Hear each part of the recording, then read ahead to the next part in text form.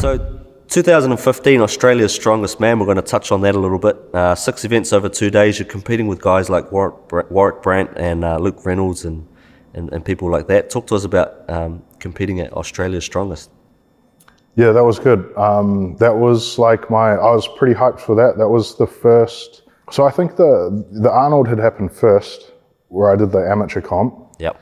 And then, so I was feeling, that had been my first comp overseas. I had won it. So I was feeling super cocky, basically, super confident in myself.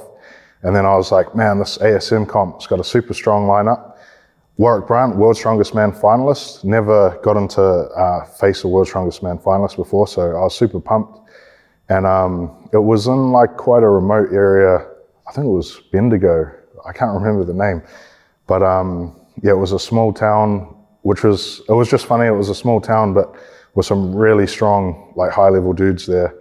And that was where I learned the lesson of you just have to be like strong, basically. So again, going back to the log mistake in that one, I had relied very much on a powerful jerk. But with an unstable surface, so we were on, as happens at Strongman, like I'm not complaining at always, you can't, even at World's Strongest Man, like you're not gonna get a nice indoor flat surface. You have to be ready to adapt. And because I relied so much on a strong, powerful leg drive, I just couldn't adapt to that situation. Whereas Warwick, and I think maybe Luke, didn't really matter. They had just super strong shoulders. They could still use a little bit of leg drive. Yep. But yeah, what's the word? The margin of error is a bit higher with that jerk. Jerk, for sure. All right, so 2016 Arnold Australia. It's your first pro comp. You get to lift in front of Arnold Schwarzenegger himself. What was it like competing with guys like Hafthor, Zydrunas Savickas? I think Rads was there. Talk to us about that first experience competing as a pro.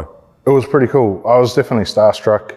And obviously the size, like the first time seeing Thor in person was like pretty ridiculous.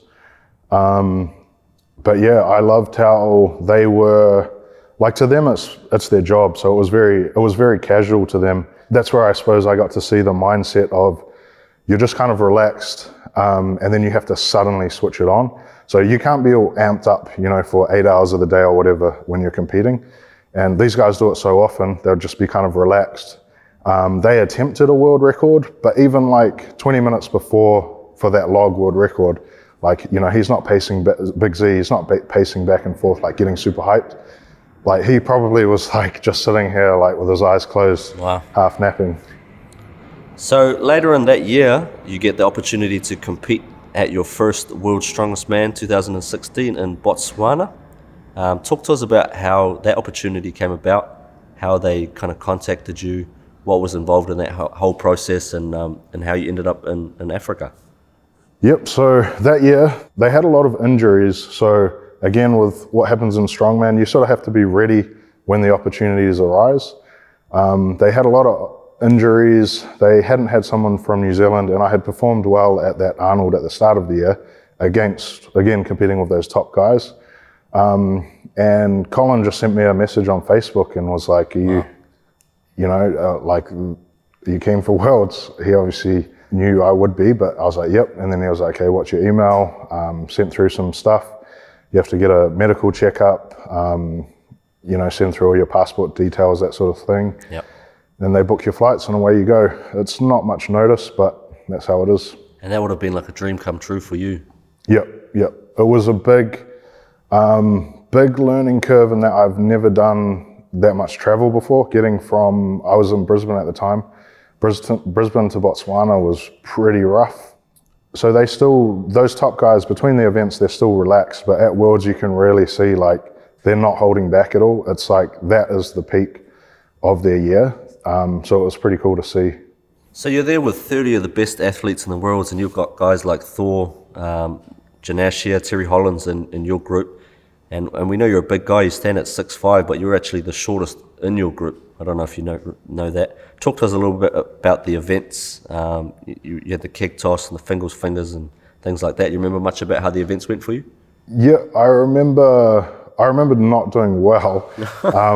But I also remember they had stacked our group with kind of, yeah, a lot of tall, relatively athletic guys, yep, where we would have done quite well if you had split us up this is the other thing they do at Worlds, is each group doesn't do the same events in the qualifiers. So like where we started at was sort of the halfway point of other groups in keg toss. It's crazy, eh? So it was funny just because it was all the tall guys in that one group.